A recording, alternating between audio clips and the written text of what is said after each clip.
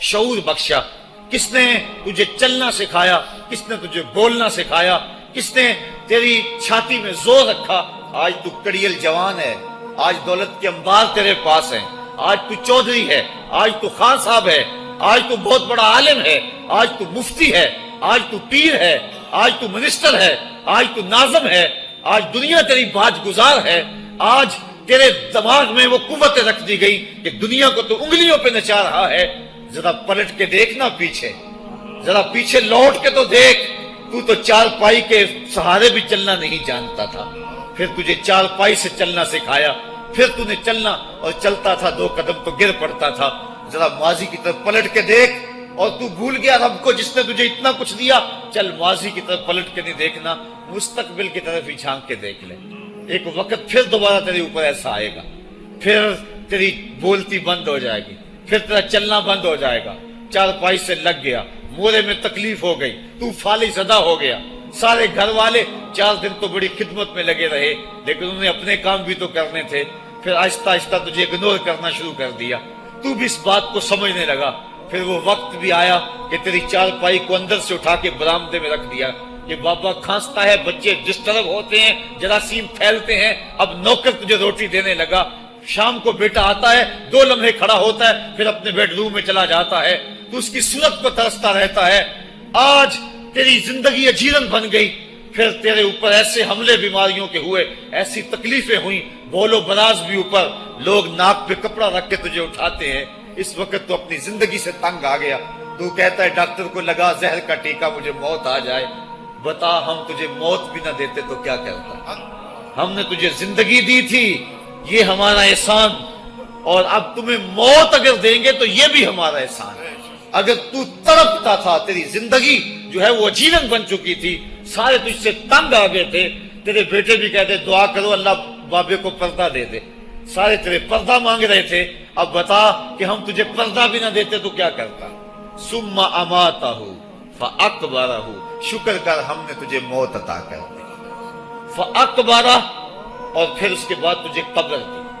کتا بھی تو مرا تھا، گھسیٹ کے روڑی پہ ڈال دیا، بکری بھی تو مری تھی، گھسیٹ کے روڑی پہ ڈال دیا، تجھے بھی روڑی پہ ڈال دیا جاتا تو کیا تھا؟ لیکن کہا نا یہ میرا شاہکار ہے، پہلے سے غسل دو، بیری کے پتے بھی ڈال لینا، صفائی خوب ہو جائے، اس کو چٹے لباس کا کفن دو، اس کے سند سند پہ خوشبو ملو، اس کو سلگھاؤ، خوشبوئیں سلگھاؤ، اس کو خوبصورت چارپائی پہ ڈالو، اس کے اعضائے سجدہ پہ مشک ملو، اور اس کی جو ہے وہ چارپائی کے دائیں بائیں پھول رکھو، اور اب سارا زمانہ تیرا منہ دیکھنے آ رہا ہے، ذرا سوچ تیرا منہ دکھانے کے قابل ہے؟ اور پھر کہا اب اس کو اٹھاؤ قبرستان میں لے چلو، زمانہ آ گیا، تو آج دولہا بنا ہوا ہے اور زمانہ تیری برات بنی ہوئی ہے، اور کہا کہ ایک آدمی نہ اٹھائیں، اس کا پروٹوکول ہے، اس کو 4 آدمی اٹھائیں، کندھا بھی بدلتے رہیں، کہا زیادہ تیز بھی نہ چلنا، میرے شاہکار کو کہیں جھٹکا نہ لگے، اور پھر تیرا پروٹوکول امام کعبہ بھی ہو تو وہ پیچھے ہے، تیری لاش آگے۔ تو نے ہمارے ساتھ کیا کیا، ہم نے تیرے ساتھ کیا سلوک کیا؟ یا ایھا الانسان ما غرک بربک الکریم، ہم نے کہا اس کے لیے چھوٹا سا گھر بنا دو، اور اس کے اندر پردے میں اس کو رکھ کے اوپر سے مٹی ڈال دو، اوپر پھول ڈال لو، اور پھر اتنی دیر تک کھڑے رہو جتنی دیر تک اونٹ کو ذبح کرتے ہیں، اس کی کھال ادھیڑتے ہیں، اس کا گوشت بناتے ہیں، پھر اس کو تقسیم کرتے ہیں، اور پھر آؤ تو دعائیں شروع کر دو، کبھی کل کی محفل سجا دو، کبھی 10ویں کی، کبھی چہلم کی۔ اے انسان، تیرے ساتھ جو کچھ ہوا لوگوں کی نظروں کے سامنے تجھے رسوا تو نہیں کیا میں نے؟ یا ایھا الانسان ما غرک بربک الکریم، ذرا پیچھے پلٹ کے دیکھ لے، نہیں تو آگے جھانک کے دیکھ لے، تجھے کبھی تو شرم آئے گی، تو کہاں بھٹک گیا، کہاں بہہ گیا۔ آ جا اس کریم رب کی طرف جو 70 ماؤں سے زیادہ پیار کرتا ہے۔ آنا تو نے ہے ہی، آج نہیں تو کل آئے گا، تو کل جو پھر کفن میں منہ چھپا چھپا کے آتا پھرے گا، آج کھلے منہ ہی آ جا۔ آج میری رحمتیں تیرا بڑھ بڑھ کے استقبال کر رہی ہیں۔ روبی بن حراش ایک بزرگ ہوئے اور تابعی ہیں، تابعی وہ تھا جس نے صحابی کو دیکھا ہو، ساری زندگی ان کے چہرے پہ مسکراہٹ نہیں آئی، وہ کہتے تھے کیا خبر میرا انجام کیا ہوگا۔ شیخ سعدی فرماتے ہیں جب تو دنیا پہ آیا تھا نا تو روتا تھا، یہ سارے ہنستے تھے، بچہ جب پیدا ہوتا ہے تو اور اس کا رونا اس کی زندگی کی دلیل ہے. جب تک بچہ چیختا نہیں سارے پریشان ہوتے ہیں، آواز نہیں آ رہی، پتہ نہیں زندہ ہے کہ جو ہے وہ گوشت کا لوتھڑا ہے. جب بچہ چیختا سارے خوش ہو جاتے ہیں، مبارکیں دیتے ہیں، مٹھائیاں بانٹتے ہیں. تو اس کا رونا اس کی زندگی پہ دلیل. شیخ سعدی فرماتے جب تو آیا تھا تو روتا تھا، یہ ہنستے تھے. ایسے زندگی گزار تو ہنستا ہوا جائے، یہ روتے رہ جائے. یہ نہ ہو کہ روتا آیا تھا روتا ہی جانا پڑے تجھے. روبی بن حراش ساری زندگی نہیں مسکرائے. فرماتے تھے کیا خبر میرا انجام کیا ہوگا. وقت بیتتا گیا، آخر میں فوت ہو گئے. ان کا بھائی ربی بن حراش غسال کو بلا لایا کہ میرے بھائی کو غسل دو. غسال جب غسل دینے کے لیے داخل ہوا تو فوراً باہر پلٹ آیا. ربی پوچھنے لگا کیا ہوا ہے. کہا یار تیرا بھائی بڑا عجیب ہے. کہا ہوا کیا ہے. کہا نحنو نغتسلہ وہو یتبسم، ہم اسے غسل دیتے ہیں وہ آگے سے مسکراتا ہے. کہا اس نے قسم کھائی تھی جب تک اپنا اچھا انجام نہیں دیکھوں گا نہیں مسکراؤں گا. اس کو امام ابو نعیم نے حلیہ میں لکھا، روز الانف کے اندر امام سہیلی نے لکھا، قاضی ایاز مالک اندلسی نے شفا میں لکھا، اور اسی کو امام جلال الدین سیوطی علیہ رحمہ نے جو ہے وہ الخصائص الکبریٰ میں لکھا. کہا یا تیرا بھائی بڑا عجیب ہے، ہم اسے غسل دیتے ہیں وہ آگے سے مسکراتا ہے. تو اس نے قسم کھائی تھی جب تک اچھا انجام نہیں دیکھوں گا نہیں مسکراؤں گا. آج اس نے اپنا اچھا انجام دیکھ لیا تبھی تو مسکرا رہا ہے. 12 لوگوں کے 2 گروہ بن گئے. ایک کہنے لگے کہ یار یہ ویسے گڑی ہوئی بات ہے، بلا کوئی بندہ مرنے کے بعد بھی مسکرا سکتا ہے. ایک گروہ کہتا ہے یار بندہ بڑا اچھا تھا، ہو سکتا ہے کہ مرنے کے بعد مسکرایا ہو. زندگی تو اس نے دکھ سے گزاری لیکن بعد میں تو سکھ ملا ہوگا. اتنے میں انہیں غسل دے دیا گیا اور لوگ اکٹھے ہو کے ان کے گھر آ گئے. انہیں کفن دے کے پٹڑے پہ ڈال دیا گیا. ربی بن حراش نے جب لوگ باتیں کر رہے تھے، کوئی کہہ رہا تھا صحیح ہے کوئی کہتا ہے غلط تھا، تو اس نے کفن سے ہاتھ باہر نکالا اور لوگوں کو کہا السلام علیکم. لوگوں نے کہا وعلیکم السلام اتتکلم بعد الموت. عجیب بات ہے، مرنے کے بعد باتیں کر رہے ہو. قال نعم اتکلم بعد الموت. کہا ہاں ہاں میں مرنے کے بعد ہی باتیں کر رہا ہوں. عرش فرش تے بانگا ملیاں تے مکے پہ گیا شور. بلے شاہ سا مرنا نہیں تے گور پہ آ کوئی ہور. فَلَنُحْيِيَنَّهُ حَيَاتًا طَيِّبَةً، ان کو حیات طیبہ بخش دی جاتی ہے جو اللہ کے نام پہ اپنی زندگی گزار دیتے ہیں. میرا رب کہتا ہے کہ میں ان کو مرنے نہیں دیتا، ان کو ستھری اور پاکیزہ زندگی دیتا ہوں. اور اقبال کہتا ہے فطرت ہستی شہید آرزو رہتی نہ ہو، خوب تر پیکر کی اس کو جستجو رہتی نہ ہو. موت کو سمجھا ہے غافل اختتام زندگی، یہ ہے شام زندگی صبح دوام زندگی. تو کہا ہاں ہاں مرنے کے بعد باتیں کروں. لوگوں نے کہا بتا پھر تیرے رب نے تیرے ساتھ سلوک کیا کیا. تو ربی جو فوت ہو چکا ہے کہتا ہے استقبلنی ربی غیر غضبان واستقبلنی بروح و ریحان. کیا پوچھتے ہو، اس کے قدرت والے چہرے پہ کوئی غصہ نہیں تھا. اس نے روح و ریحان کے پھولوں کے ہار میرے گلے میں ڈالے. لوگوں نے باتیں پوچھنا شروع کر دی. موقع مل گیا ایک مردہ بول پڑا، کوئی ادھر کی پوچھ رہا ہے کوئی ادھر کی پوچھ رہا ہے. امام ابو نعیم لکھتے ہیں کہ جب لوگوں نے سلسلہ کلام طویل کر دیا تو ربی بن حراش نے کہا اجلوا بی ولا تؤخروا بی لان ابا القاسم ينتظر علی الصلاۃ. دیر نہ کرو، مجھے جلدی جلدی قبرستان میں لے جاؤ، تم مجھے باتوں میں لگا رہے ہو. امام الانبیاء میرے جنازے کا انتظار فرما رہے ہیں. لوگوں نے جنازہ پڑھا اور اپنے گھروں میں آنے کی بجائے سیدھا ام المومنین حضرت عائشہ صدیقہ رضی اللہ تعالی عنہا کی چوکھٹ پہ چلے گئے اور جا کے سارا ماجرا کہا. وہ ابھی باقاعد حیات تھی. کہ ایک آدمی نے مرنے کے بعد یوں باتیں کی ہیں، آپ اپنی رائے بتائیں کہ یہ کیا ہو سکتا ہے. تو ام المومنین رضی اللہ تعالی عنہا نے فرمایا تم کیوں پریشان ہو گئے ہو، میرے سرتاج آقا فرما گئے ہیں کانا رجل من امتی یتکلم بعد الموت. میری امت میں ایسے مرد بھی ہوں گے جو مرنے کے بعد باتیں کیا کریں. تو وہ لوگ جنہوں نے اپنی زندگی اللہ کے نام لگا دی اور اس کے ذکر کے نام لگا دی، وہ مرنے کے بعد بھی ابدی اور سرمدی زندگی پاتے ہیں. اور جو لوگ اللہ سے بے بہرہ ہیں، اس کی خشیت سے جن کا سینہ خالی ہے اور دین کا چراغاں جن کے سینے میں نہیں ہے، وہ چلتے پھرتے بھی مردہ ہیں. ان کے سینے میں دھڑکتا ہوا دل تو ہے لیکن تمانیت کا نور اس میں نہیں رکھتے ہیں. وہ دھرتی کے اوپر چلتے تو ہیں لیکن دھرتی کا بوجھ ہیں. لیکن یہ لوگ وہ دھرتی کی چھاتی میں ہیں لیکن دھرتی کا وقار ہے. ان کی قبروں سے بھی زندگی پھوٹ رہی ہے اور ضیائیں پھوٹ رہی ہیں. میں جب بھی کبھی لاہور گیا ہوں تو ایک منظر مجھے اپنی طرف کھینچتا ہے. جب میں دریائے راوی کے اس پار ہوتا ہوں تو میں ایک قبر دیکھتا ہوں جس پہ حسرتیں برس رہی ہیں. وہ بر صغیر کا مطلق العنان حکمران جس کی کے اشارہ ابرو سے ہندوستان کی تقدیر بدلتی تھی، آج چند تاش کھیلنے والی ٹولیاں اس کی قبر پہ بیٹھی ہیں.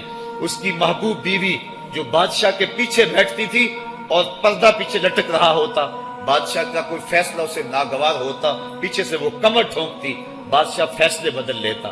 جس کے اشارہ ابرو سے ہندوستان کی تقدیر کے فیصلے تبدیل ہوتے تھے، اس کی قبر بھی ساتھ ہی اندھیرے میں ہے.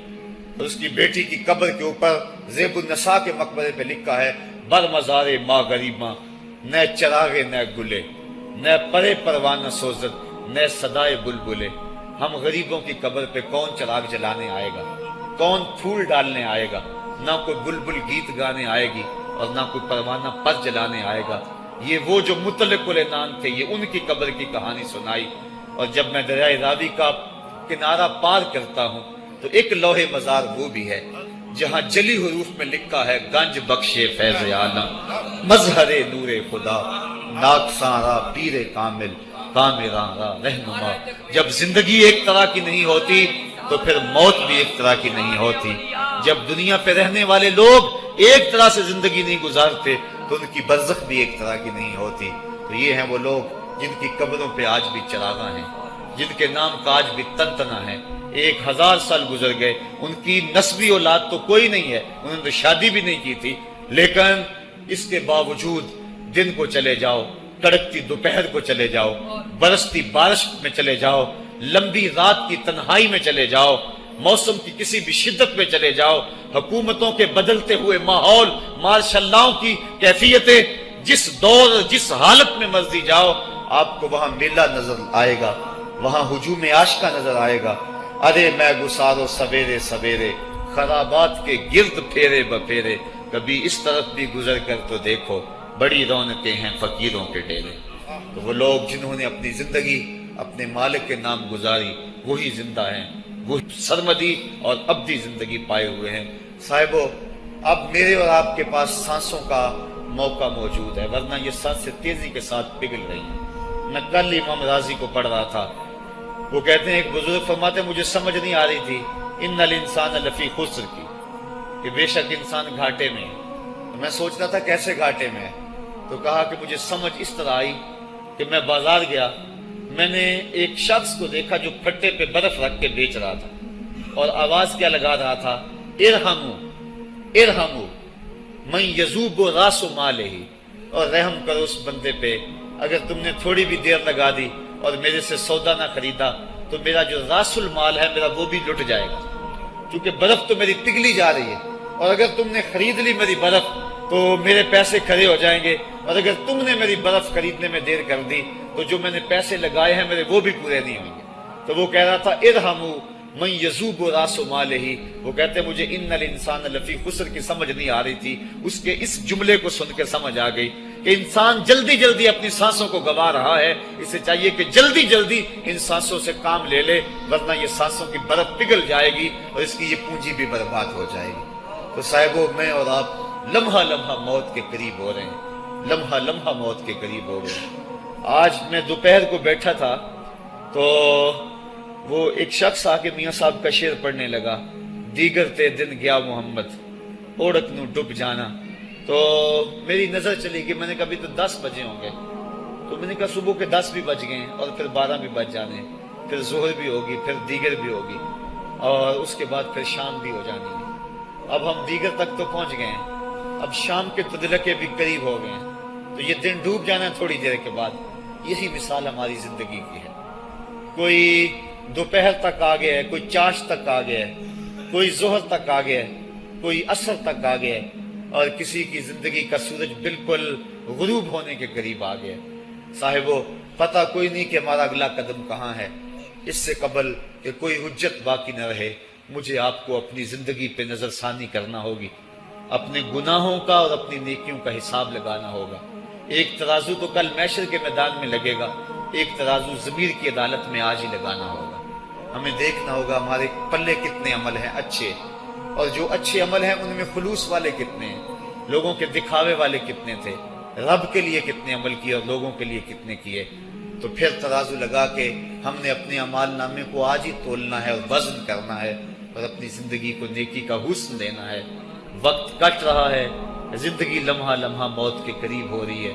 قبل اس سے کہ کوئی حجت باقی نہ رہے ہم ہاتھ ملتے رہ جائیں، پچھتاتے رہ جائیں تو کیا فائدہ ہوگا. بلکہ میں نے تو پڑھا کتابوں میں، علماء لکھتے ہیں قیامت کے دن تو نیکوکار بھی پچھتائیں گے. بدکاروں نے تو پچھتانا ہی پچھتانا ہے، نیکوکار بھی پچھتائیں گے. بدکار تو اس لیے پچھتائیں گے انہوں نے اتنے گناہ کیوں کیے، تو نیکوکار کیوں پچھتائیں گے؟ جب وہ اپنے اچھے اعمال کی جزا دیکھیں گے تو وہ پچھتائیں گے، ہائے جو چند لمحے ضائع ہو گئے وہ بھی کیوں ضائع ہو گئے، وہ بھی میں نے کیوں برباد کر دیے، وہ بھی اس راستے پہ ڈالے ہوئے ہوتے. تو آج مجھے آپ کو موقع ہے، دیکھیں قبریں کتنی، قبریں جو ہیں وہ ہمارے کتنے ملنے والے، ذرا نظر دوڑائیں نا. آج ہم کتنوں کو کندھوں پہ اٹھا کے قبرستان چھوڑ آئے ہیں. حضرت غوث اعظم رضی اللہ تعالیٰ عنہ فرماتے ہیں جا کے قبرستانوں میں دیکھو کتنے کتنے حسینوں کی مٹی خراب ہو رہی ہے، جو اپنے بدن پہ ایک چٹکی مٹی نہیں پڑنے دیتے تھے آج ان کا کفن بھی تار تار ہو گیا. جو اپنے کلف لگے کاٹن کو سلوٹ نہیں آنے دیتے تھے آج ان کے کفن بھی ٹوٹ گئے ہیں اور ہڈیوں کے جوڑ جوڑ الگ ہو گئے. تو وقت ہمارے اوپر وہ آنے والا ہے. کسی نے آج تک موت کا انکار نہیں کیا. میں نے لوگوں کو خدا کا انکار کرتے دیکھا، آپ نے بھی دیکھا، لیکن کوئی موت کا آج تک انکار کرتا نہیں دیکھا گیا. موت اپنا آپ منوا لیتی ہے. میں اور آپ موت کے بتدریج قریب ہو رہے ہیں. ہمارا اٹھنے والا ہر قدم ہمیں موت کے قریب کر رہا ہے. تو قبل اس سے کہ وہ وقت آ جائے اور کوئی حجت باقی نہ رہے اور ہم ہاتھ ملتے رہ جائیں. وقت پر کافی ہے ایک قطرہ بھی آب خوش ہنگام کا. جل گیا جب کھیت برسا می تو پھر کس کام کا، پھر تو پچھتاوا ہی ہوگا. آج ہم پچھتا لیں تاکہ زندگی میں حسن نیکی کا آ جائے. یہ میری آپ سے درد مندانہ اپیل ہے، گزارش ہے، اور میری آپ سے التماس ہے کہ یہ تھوڑی سی زندگی اللہ نے جو مجھے اور آپ کو ودیعت کی ہے، یہ بڑا تھوڑا سا عرصہ ہے، تھوڑا سا موقع ہے. یہ دنیا بوائی کا موسم ہے، آخرت کٹائی کا موسم ہے. جو بوائی کے موسم کو برباد کر بیٹھا ہے کٹائی کے موسم میں اس کے ہاتھ کچھ نہیں لگتا. تو آج تخم عمل ڈال لیں. آج ایک بیج ڈالیں گے کل 70 کاٹ لیں گے. لیکن اگر آج کچھ نہ کیا، اپنی سانسیں برف کی طرح پگھلا دیں، تو یہ اس شخص کی طرح ہے جو پھٹے پہ رکھ کے برف کہہ رہا ہے کہ میرے اوپر رحم کرو. اگر تم نے میرے سے برف نہ خریدی تو میرا راس المال بھی لٹ جائے گا. ہمارا راس المال سانسوں کی صورت میں لٹ رہا ہے. اللہ مجھے آپ کو اپنی رحمتوں کا حصار عطا فرمائے. وآخر دعوانا ان الحمد للہ رب العالمین.